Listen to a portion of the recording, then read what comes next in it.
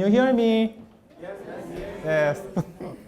Hello, my name is Dae-joong Kim, Associate Research Fellow, Local Investment Management Analysis Center at this organization. My job is research and development in local governmental finance and decision-making on large-scale local projects called feasibility studies. These terms are not those terms are not familiar with you guys. Don't worry about it. I'll find it out in this my lecture. So from now on, as I said, I did some stupid mistake earlier. So I have script and I don't want to make any mistake again. I keep my notice. And this is my table of contents. Before I get on my business, I give you guys some background. Okay, this is a background, my lecture. Local government in Korea are organized in two levels, regional and basic local government. First, let's look at the regional local levels. There are 17 regional local governments in Korea. Seoul, right here where you are, is the one of them. Seoul is the one of the 17 regional governments. Including Seoul, there are 8 special metropolitan cities within the regional government. Another type of the regional government is 9 provinces. Maybe you know the Gyeonggi that surrounds the Seoul. And the Beijing local government. There are 226 basic local governments in Korea. And there are 3 types of basic local governments. 69 districts under the specialized or metropolitan city. For example, Seoul have the 26 districts and 75 cities under the provincial government that are relatively urbanized and 82 counties that are mainly agricultural and livestock industries. And not surprisingly, relatively basic local government have lower budget and less authority than the regional government. Let's talk about the brief history. Let's take a look at the brief history of local autonomy in South Korea. There are a number of milestone years. It's good to remember these. Before 1987, the South Korea was under rule of the military dictatorship. Although the constitution provides local autonomy, it was never implemented. Full-scale local government autonomy began with the 1991 local council elections and the 1995 local governmental elections. From this point, local residents began to vote for their local councils and the top decision makers in local government. Importantly, the desire for the democratization exploded in the early 1990s. Finally, let's look at the local government autonomy in terms of finance. In short, the financial independence of the local government in South Korea is quite weak. In 2022, the 17 regional governments were only 37% of the self-sufficient. That means the ratio of local governmental tax income to their total budget size. And the 226 local governments were only 17% sufficient. The rest of the funding on local governmental autonomy is from the central government, grant and subsidies. This is a major constraint on the local government autonomy.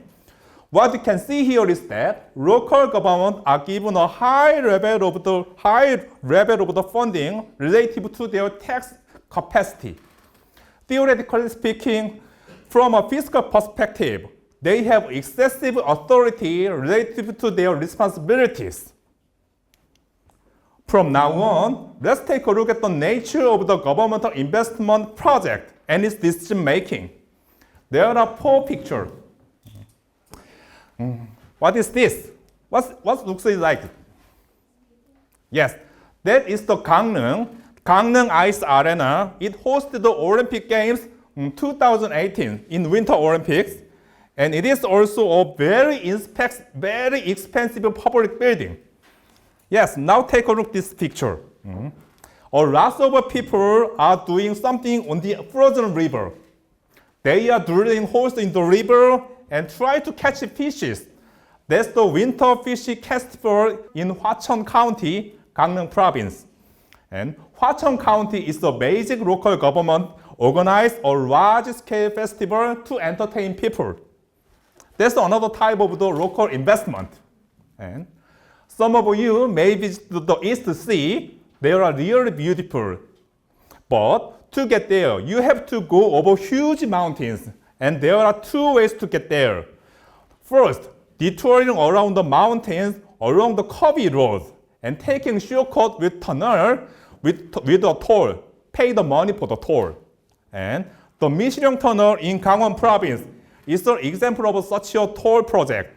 It is important to note that this is not operated by local government, but operated by the private company. Some projects of the local government are often carried out with private capital. Industrial complex, lots of the factories are there. The multiple factories are concentrated on one place, have been one of the successful policy tools for regional development in Korea. Even now, local governments are trying to create jobs through the construction of the industry complex. I showed 4 types of the local investment. A large sports facility, a local festival, a toll road project, and an industrial complex. What they all have in common is that they are large-scale investment by local government. Let's take a look about some theory about it. Why do local government implement a large-scale investment project? Because they play a major role in revitalizing local economies. This is 2007 OECD studies on the effect of the transportation infrastructure investment. It explains the mechanism by which additional investment in transportation infrastructure generate positive externalities. First, passenger and the freight service are improved. Cost and time are reduced. Travel time reliability is improved. New services are introduced and the market are expanded.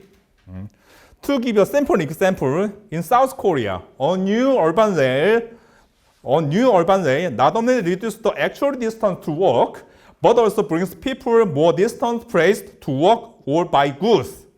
This expansion of the market increases the supply of labor and increases the competitive pressure in the market. Increased competitive pressure leads to the innovation and technological advancement, which ultimately increases the total factor productivity and gross regional product. This is an example of transportation infrastructure, but it can be applied to lots of the infrastructure investment in local government. Okay.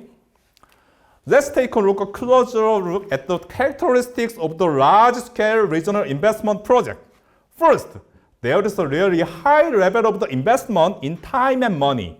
In the planning stage, there are planning costs such as designing fees, purchase of the land for the project site, construction costs, and then once the building is built, there will be operating and maintenance costs. And if the facility is to be closed down in 30 years or more, those costs will be also needed to be calculated. These large investment projects are costly throughout their entire life cycle.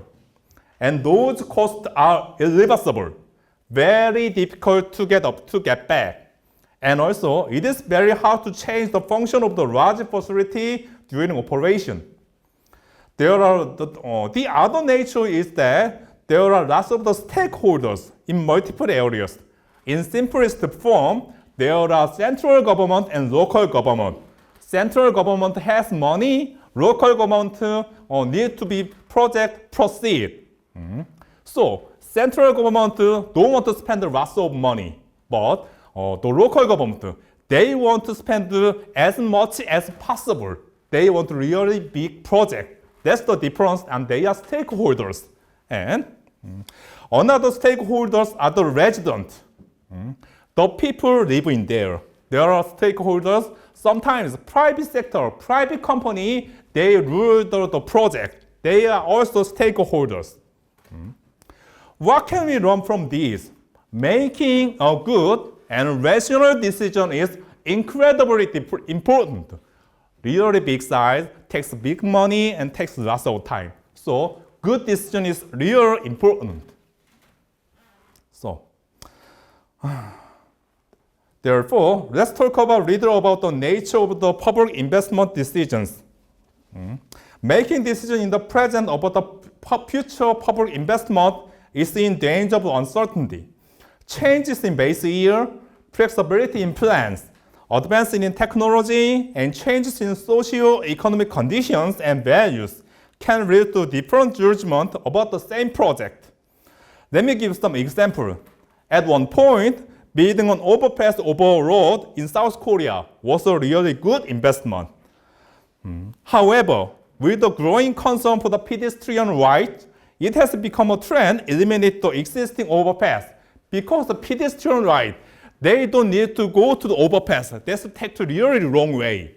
The advance of the right for the pedestrians, we try to eliminate the overpass. That means changes in value change the favorability for the public goods. To deal with this uncertainty, let's learn about the more type of the errors. Okay, I need to ask some questions about that. Is there anybody took the class, the Statistics 101? Okay, beautiful woman from Egypt. It's okay. I want to ask a question. What's the time number? There's a statistic hypothesis testing. Have we learned about it? Hypothesis, like the non-hypothesis and the Yes, there are two types of errors. What is it? non-hypothesis. I'm asking about the two types of errors when the hypothesis testing. I didn't like statistics class. But I bet you guys know about the two types of errors. Type 1 error and type 2 errors. You guys all know about that, right? Okay, good to go. Let's think about the hypothesis testing again. In the statistical hypothesis testing, we divide the world into two based on the null hypothesis. One in which null hypothesis is true, one is not. Am I right? Yes, exactly. Because of this, there are two possible statistical errors. You can conclude incorrectly that null hypothesis is false when it's true. That's the type number one, error type number one. And next, you can incorrectly conclude that null hypothesis is true when it's false. We can call this type 2 errors. There are two errors. Let's bring it to our business. First, let's consider satisfying situation. The observable feasibility study. Let's think about the nature of the feasibility study and the real project. Whether a future public investment project is good or bad, we don't know it at the present. It is not observable. But there's something is observable. The result of the feasibility study. The result of the feasibility study are observable. It is a good project or not. Because researchers like me estimate the cost and benefit of a project. Let's consider it to the satisfied situation. If the observable feasibility study are feasible and the nature of the actual project is feasible, it's really a good situation, there's no problem. Another thing, the feasibility study results are not feasible and the nature of the real project is not feasible either. There's no problem too. The problem is when two are incompatible. We sometimes misjudge that a project is feasible when it is not. This would correspond to type 1 error in statistics. And on the other hand, we sometimes conclude that a project is not feasible when it is. This would correspond to the type 2 error in statistics. You guys, statistics is really important, right?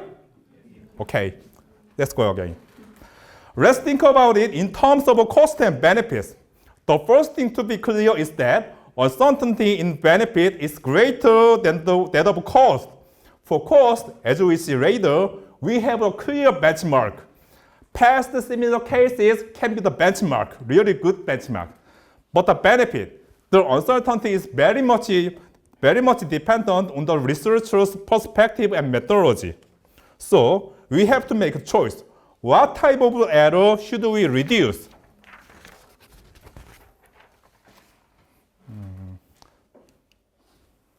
자, let's say we want to minimize type 1 error. In other words, if we reduce the number of false positives, we get more projects approved, which is good for local residents and local government who will benefit from the project.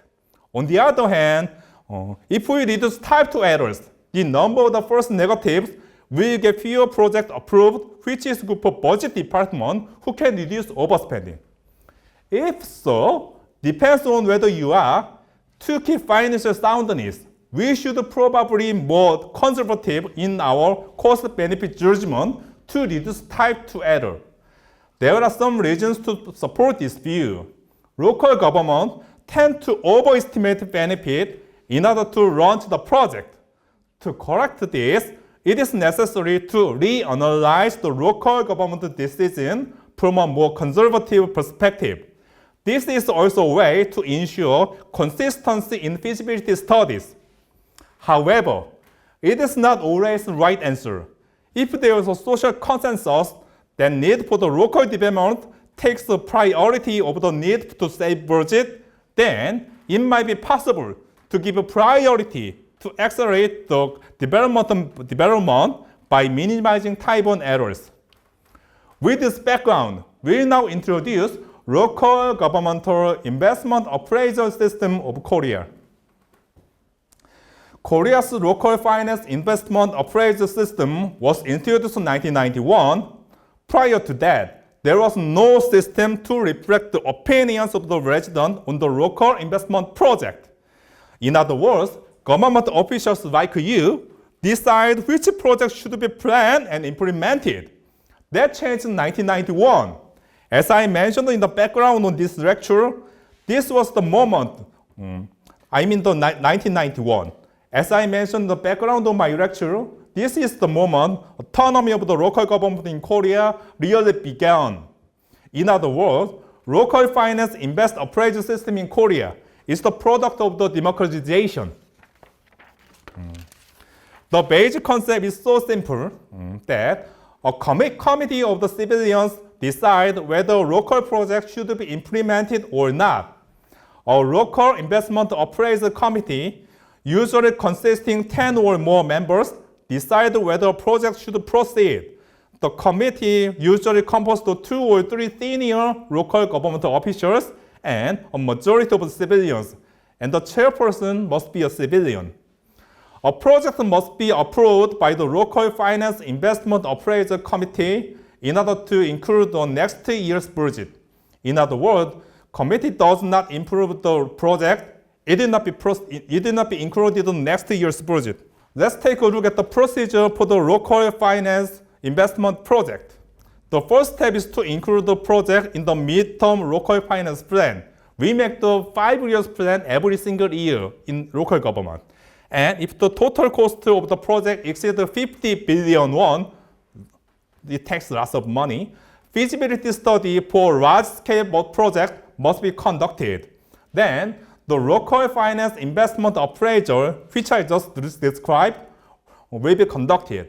If it passes, we will able to take follow-up procedures such as inclusion of the budget of the next year. The purpose of this system is to use the limited budget efficiently and align projects with mid to long-term plans.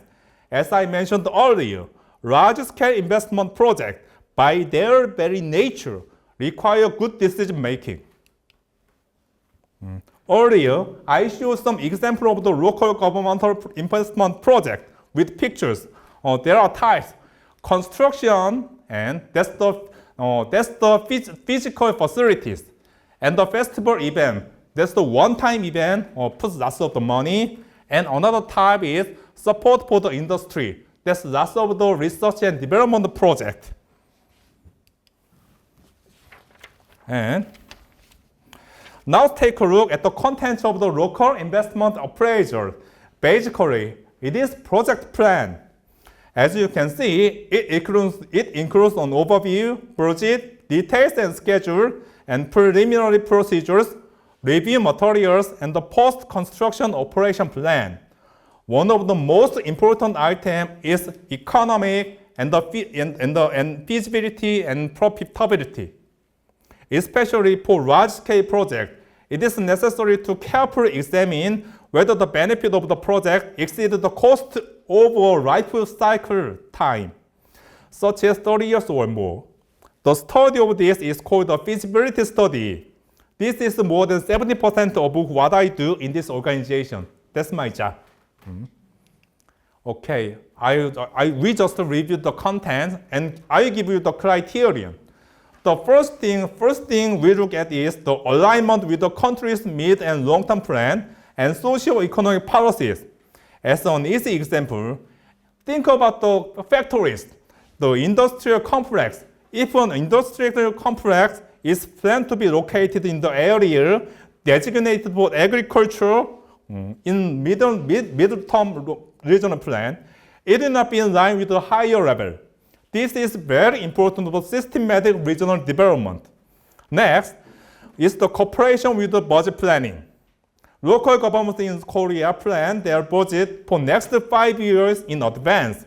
And the fact that the investment project is included in mid-term financial plan is the proof that they have been systematically considering the project for a long time. Funding. The money talks all. Funding availability is also important criteria. This includes not only funding from own resources, but also support from the central government grant and subsidies. The ability to raise debt or the feasibility of a plan for the private capital if we need it. There can be the PPP, private and public project. With that time, we need the private capital. The importance of the socio-economic and financial feasibility, as I mentioned earlier, is also important. The former requires a qualitative estimate of the direct and indirect impact, while the latter relies on the cash flow and profitability. Next, carry on the criterions. The need and urgency of the project from the perspective of local residents is also an important criteria.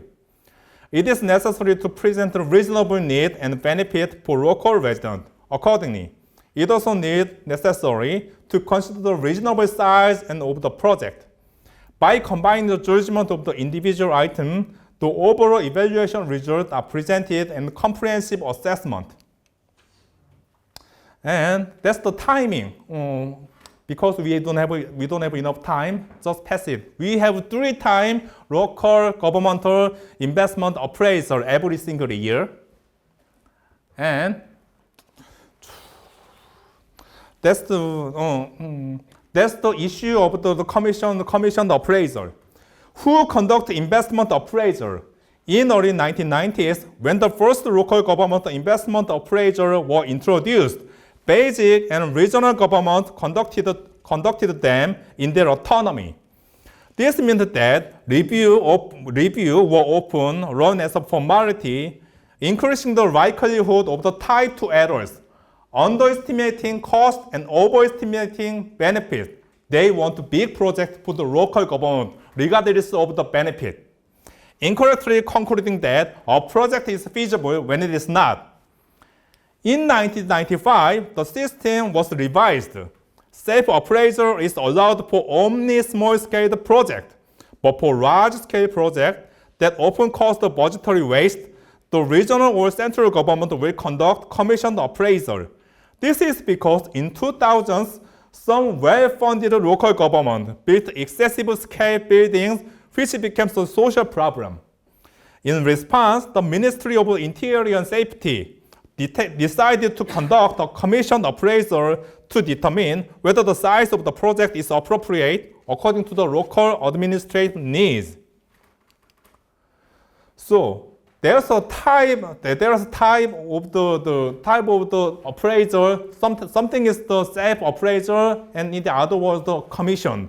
The most important thing is the size. So What type and size of the project are eligible for the commission appraisal? The most important factor is the size of the total project cost.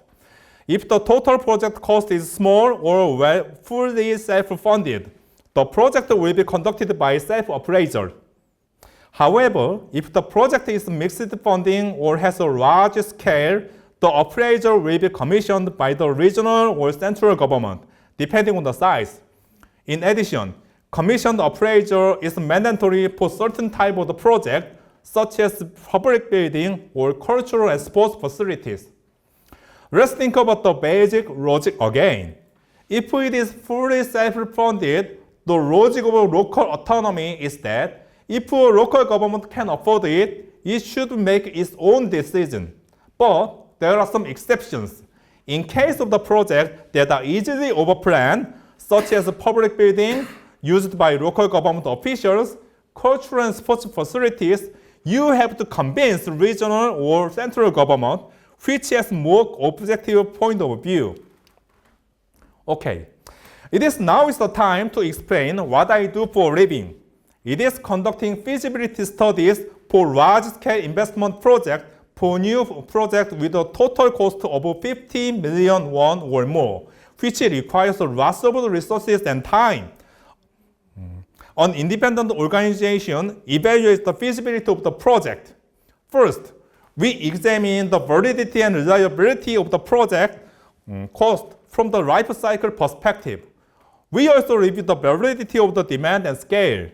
The essence of the feasibility study is the socio-economic feasibility, where we estimate the cost and benefit from a life cycle perspective.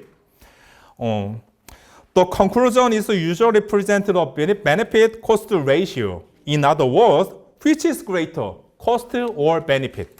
That's what I do. Next, we examine the financial feasibility from the perspective of the individual project, not the nationwide.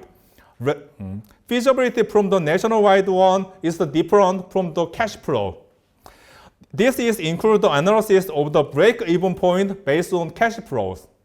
While socio-economic and financial feasibility are quantitative analysis, policy feasibility analysis is the qualitative one. This includes the rigor and institutional feasibility, financing plans, urgency of the project, and direct, indirect, local economic impact, and other risks of the implementation. Based on these analyses, a comprehensive conclusion will be presented. This will be submitted to the Investment Appraisal Committee, which will review the project plan presented by local government. The committee will make a final decision on whether the project should be approved or not. There are results. There are just two types of results. Good to go or conditional, you can do that project. Rest of that, the project is not approved. That's all. And we see some figures. The local investment appraisal result last 5 years. Okay. That's the result of the investment appraisal at the Beijing level. Anybody have visited the Chuncheon city in Gangwon province? Anybody? But you know it. Okay. That's the example of the Beijing local government, the Chuncheon city. A Beijing local government in Gangwon province. Famous is the leg and grilled chicken rib. We call it 닭갈비. It's really delicious food. That Chuncheon city is famous for it. And let me talk about it. In the last 5 years, all the projects have been approved and no project have been rejected. We need to consider whether the investment appraisal process was a formality. Yes. Next, this is an example of a regional government, Gangwon province, where the Chuncheon city is located. The rate of the reconsideration is higher than the Chuncheon city. Chuncheon was 0%. It can be considered that they are more conservative in deciding whether or not to proceed with a large-scale project. And the last one. Now this is a commissioned appraisal by the Ministry of Interior and Safety, in other words, central government. It has the lowest pass rate. You can see the central government commission appraisal shows the most conservative judgment on the local government project. Now take a look into what we use investment appraisal and feasibility studies. There are some type of data. We need to use data about the appraisal or feasibility study because we need to calculate cost and benefit. Lots of the cost comes from the similar cases in 5 or 10 years ago. There are lots of the public organization produce those informations. That's some type of the information. That information is not the construction but operational. If you have any question, I will answer if you want to ask me. But we don't have enough time. It's better to skip it then. Okay, the last one. The future challenges in local investment appraisal in this country. We reached the end of this lecture. There are challenges in local government investment appraisal. First, there is an issue of the generosity in basic local regional government self-appraisal, which has two aspects. On the one hand, small-scale projects should be promoted quickly to provide the timely benefits to local residents. It can be the autonomy of local government. On the other hand, excessive generosity in evaluation results, such as the 100 pass rate, like the Chuncheon CD, is not desirable. We can consider this as a symbolic assessment on institutional isomorphism. It's a jargon from the public administration. I got the PhD from the public administration. That's why I use those words. Next, methodological improvements are needed. Current methodologies are mostly developed for the large-scale investment project from a nationwide perspective. There is an urgent need to develop methodologies for medium-sized projects that are in alignment with the scale of the local government. In addition, more realistic cost estimates are needed for the life cycle perspective. We have presented data from the public procurement service in Gyeonggi province, but there is still need for the systematic data collection and cost information. Finally, it is necessary to respond to future trend changes. Metropolitan areas in Korea, like Seoul, have become highly developed, and as a result, the trend is shifting from the decision-making on new projects to efficient operation of existing facilities. To this end, we believe that it is necessary to collect and study information on input and output more systematically in order to efficiently operate existing facilities. Okay, that's a quick overview of the local government appraisal system in Korea. Now it's time for you. Question and answer and discussions. If you have any questions, comment, just raise your hand. Thanks a lot. Wait a moment. Thank you for your nice and very informative lecture. We enjoyed a lot. So, by the way, I'm Kabul Hassan from Bangladesh. My question is very specific to you. You mentioned in your lecture, and it's very common, I think, in every country, the local government is not financially that much sufficient. They are not independent and sufficient by their own, the local government. They are not independent. Financially. Financially, they are not sufficient. They have to depend on the central government. And that's true for every country. In my country also, in Bangladesh, it's also true.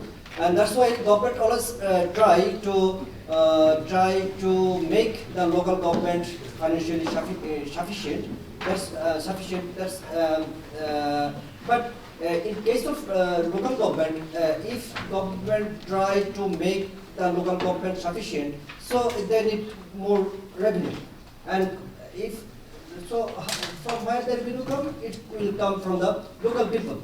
And for the local government, the people are mostly from the rural people.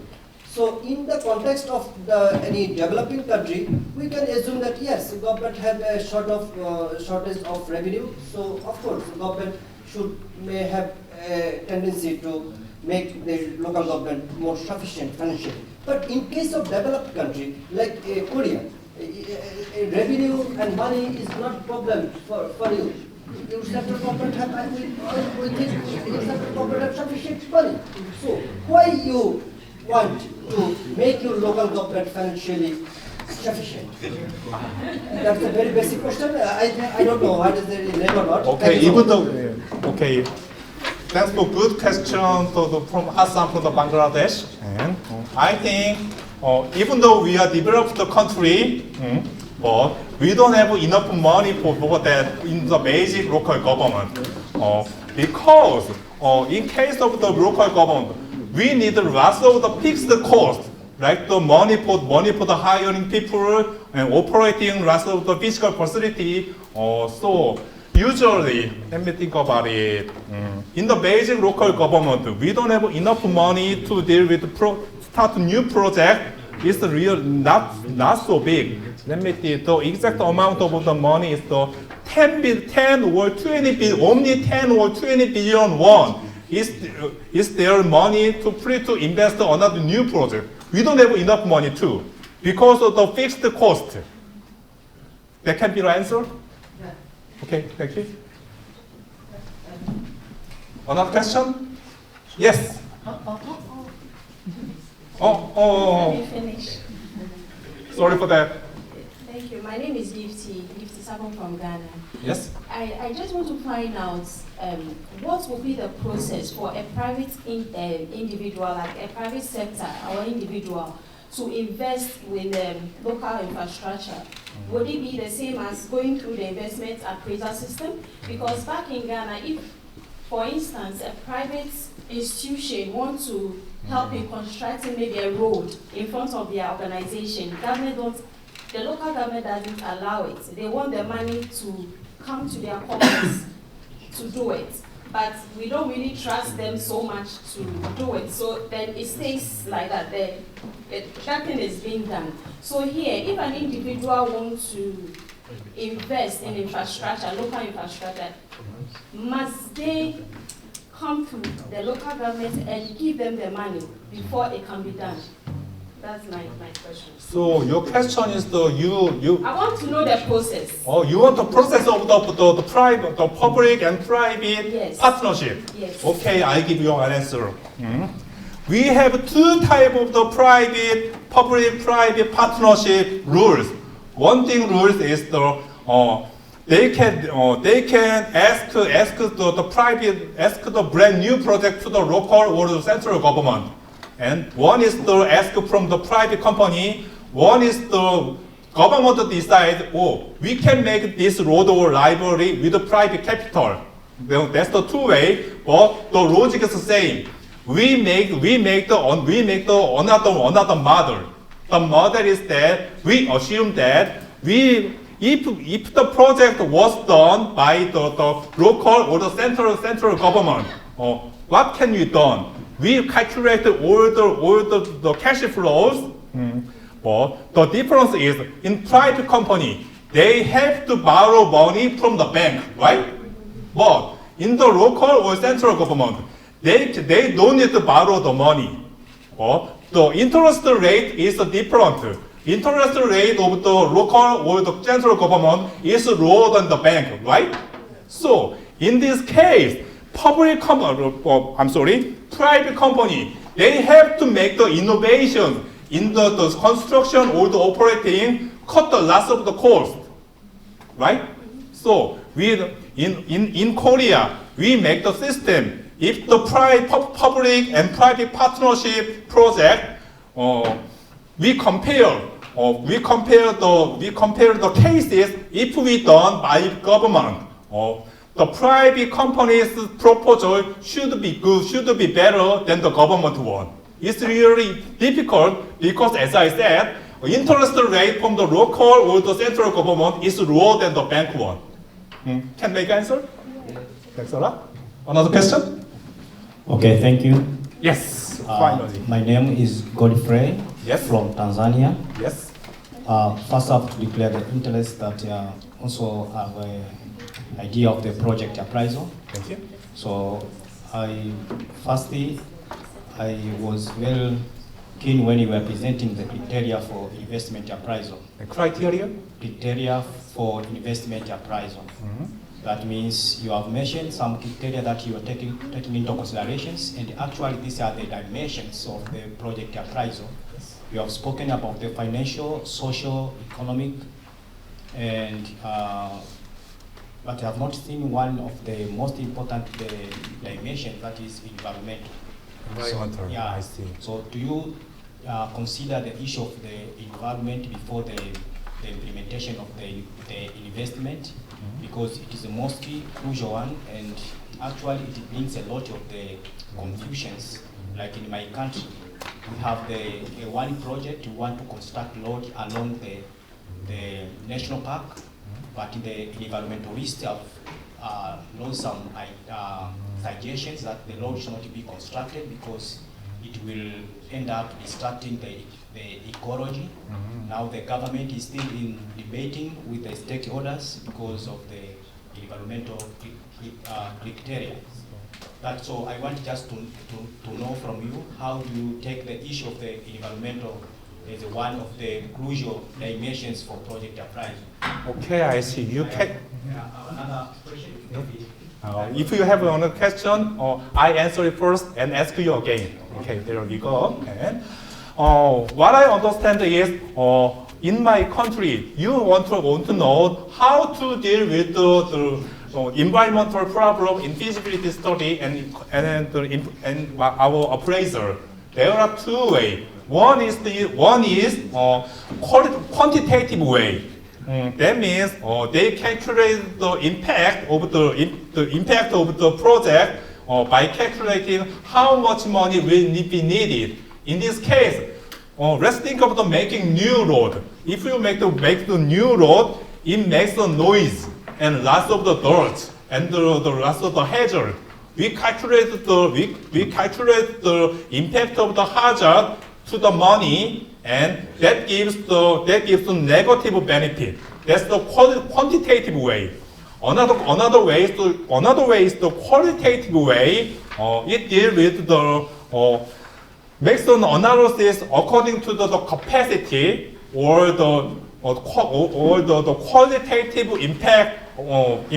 Ask the people, what's the impact of the project? Do you like it or not? Something like that. And we ask the opinion from the resident. They are not the specialized personnel, but their opinion can be another answer for that. Let me see. In the central government, we have the pretty good system to reflect those opinions. Merely the weight of the opinion and the ecological impact is 5 point total in total 100. Pretty like that. That's my answer.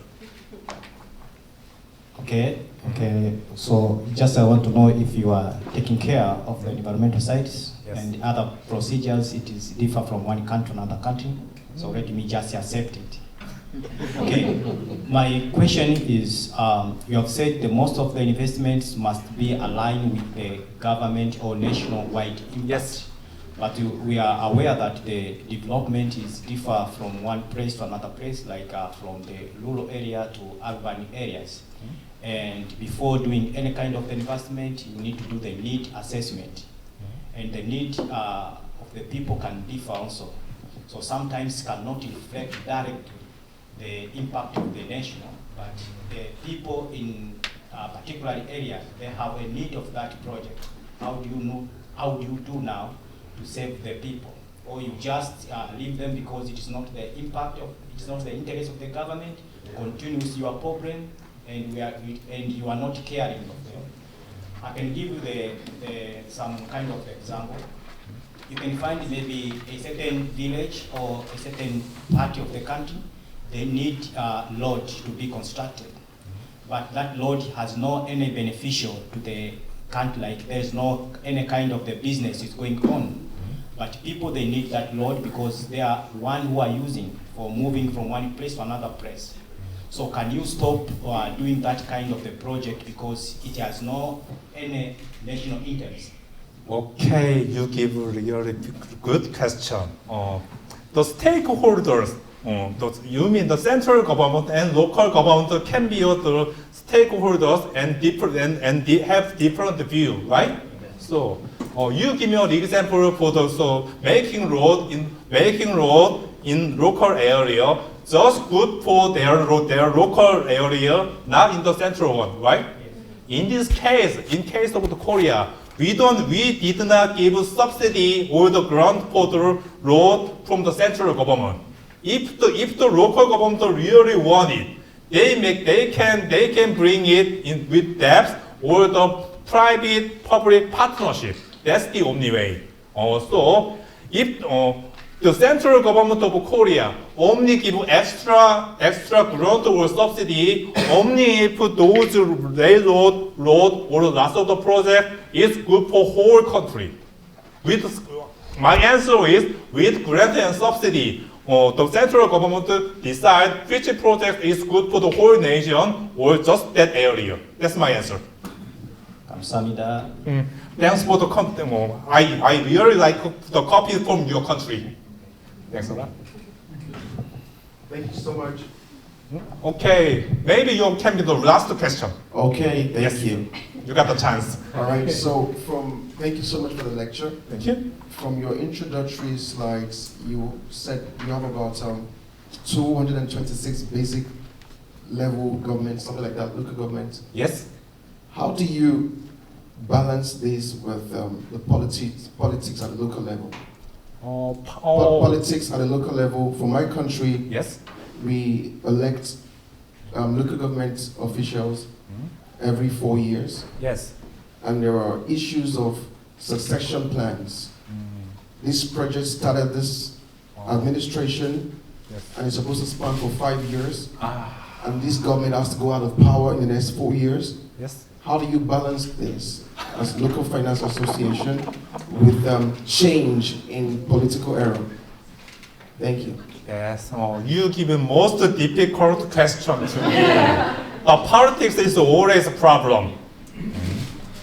The only possible answer is case by case. That's the only answer. Because if you ask that question to the United States or United Kingdom or the France, lots of developed countries, they will give you same answers. So that's according to the situation and case by case. Because even though the local government have really good project, but the opponent party took the authorities or the council, they can just break it down. Yeah. They can. There can be always a problem. But frankly speaking, we don't have enough the instrument to fixing instrument for that. So important always politics is the most important and dangerous. I think that's the only possible answer. Sorry for that. All right.